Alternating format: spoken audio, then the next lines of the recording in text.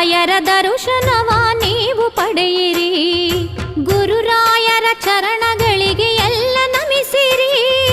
ಗುರುರಾಯರ ಚರಣಗಳಿಗೆ ಎಲ್ಲ ನಮಿಸಿರಿ. ಮಂತ್ರಾಕ್ಷತೆಯನ್ನು ಪಡೆದು ಧನ್ಯರಾಗಿರಿ.